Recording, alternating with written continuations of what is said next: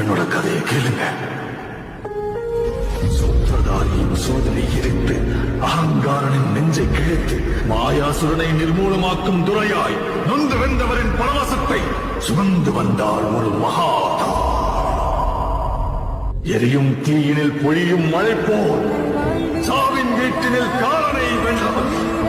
ஆணவத்திற்கு எதிராய் கிளர்ச்சி ரூபத்தில் லங்கேஸ்வரனுக்கு எதிராய் வெள்ளேந்தி நின்றார். சிங்கம் வீரனொருவரின் கதை. வீரனொருவரின் கதை. வேட்டைக்காரனை வேட்டையாட